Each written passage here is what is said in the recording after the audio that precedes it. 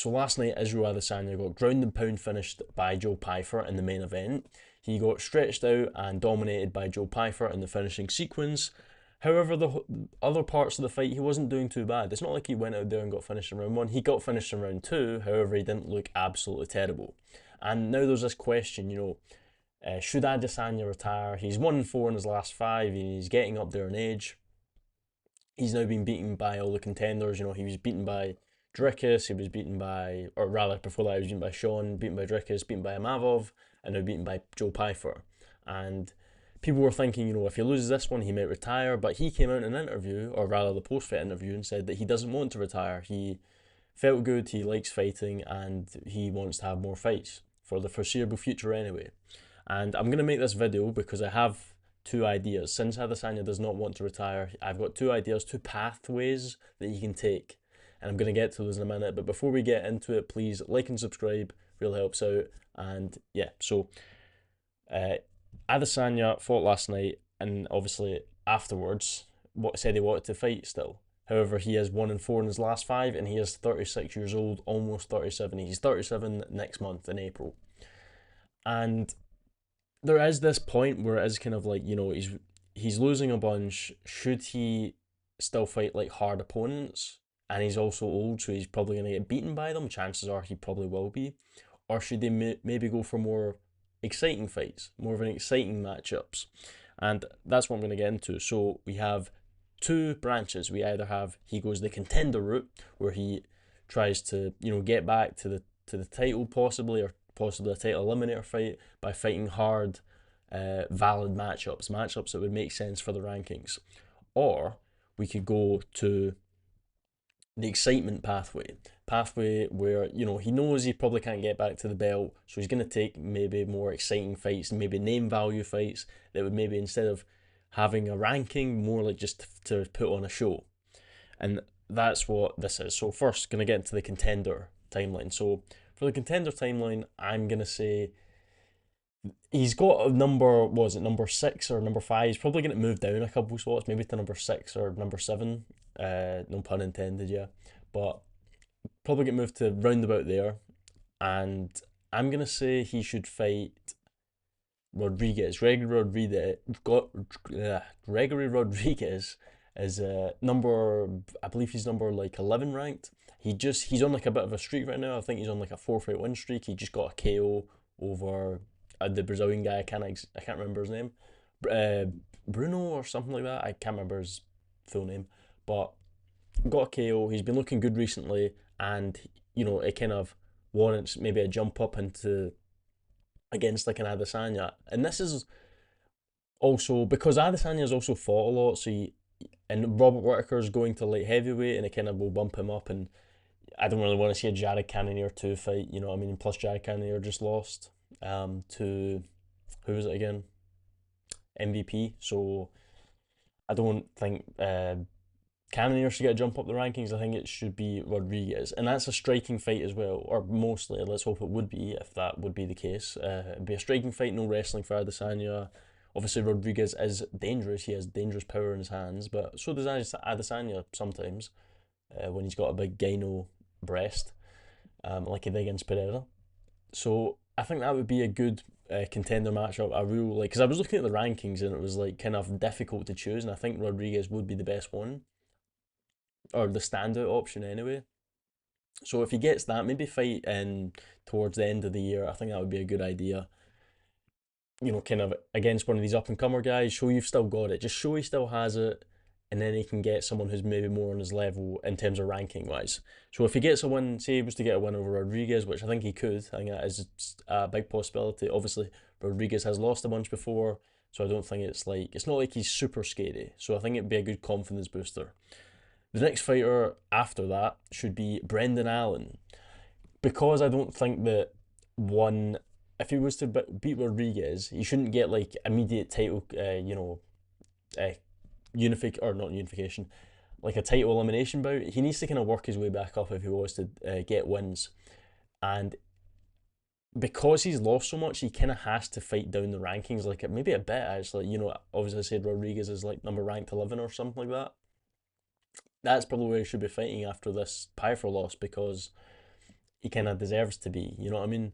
And then after that, he can fight someone who's next to him in the rankings, which is Brendan Allen. Brendan Allen's next to him, and I believe Brendan Allen is actually a pretty safe fight for Adesanya as well, because Adesanya isn't, obviously Brendan Allen's like a wrestler, but Brendan Allen's striking is not the best. If Adesanya just gets some decent takedown, drills going in training camp, I think he could beat Brendan Allen, because Brendan Allen's, his striking is like really bad, and I think Adesanya could take care of him in the striking. Obviously, if um, Allen was to get him down, he would probably dismantle Adesanya. Let's be honest, but let's hope he could not do that. So that's my kind of contender timeline. That's the timeline that I think.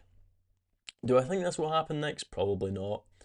I don't think any of these timelines will happen, because obviously the UFC is unpredictable, and the current matchmaking, who knows what's going to happen. The Dana White's doing whatever, whoever it is. Dana White's not even making decisions anymore.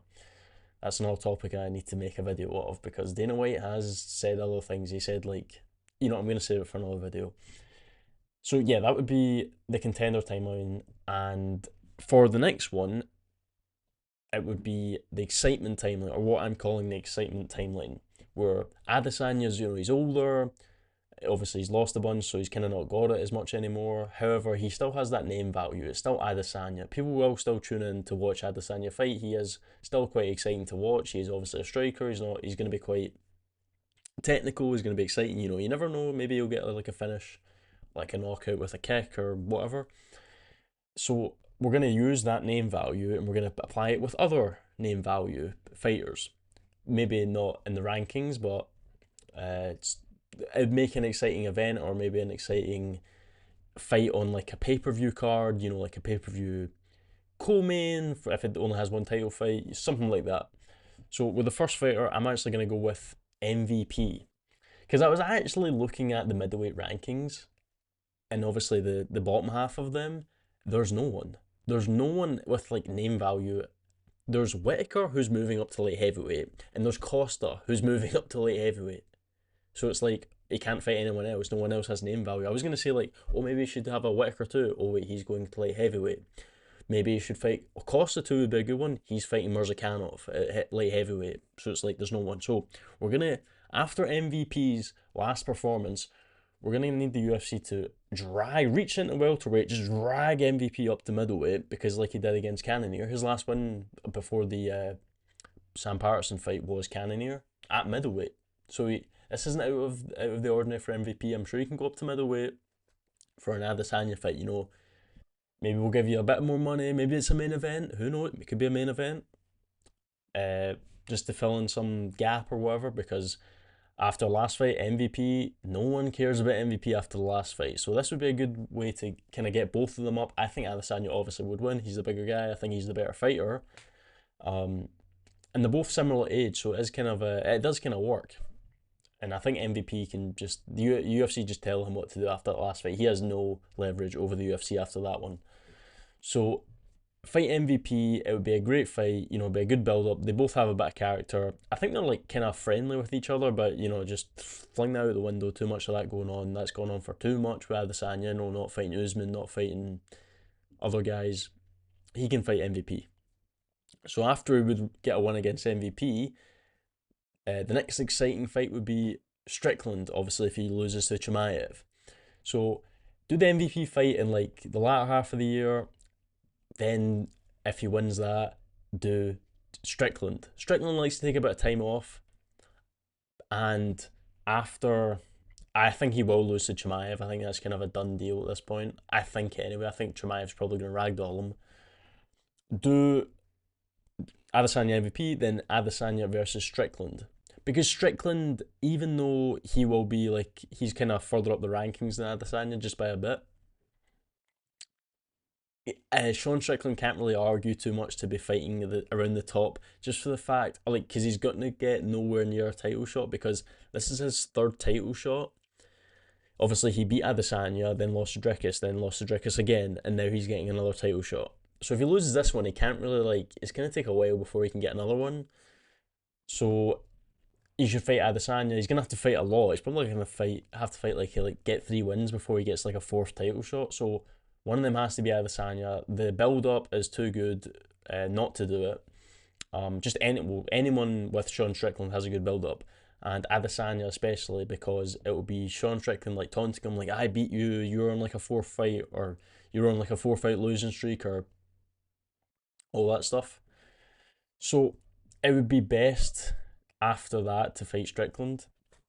And just think of it, as I said about the event, like the build up and stuff, the taunting, the press conference, it would be great, and it would make for exciting entertainment.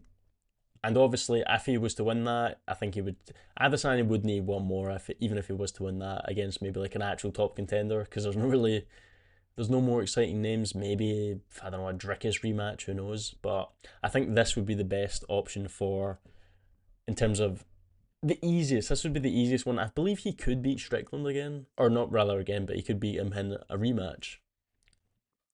Because Strickland's not a wrestler. These guys were all strikers, so it'd be easier for Adesanya. Anyone with wrestling, like I did with like Brendan Allen, even Rodriguez could wrestle. That's kind of a lot harder, these fights, but MVP and Strickland would be way better. In terms of watching it, in terms of chances for Adesanya, that would be the best. So these are the timelines I have. If you liked the video, please like and subscribe. If you thought differently, if you disagree with my opinions, please comment below, let me know what you think, and I will see you later. Bye.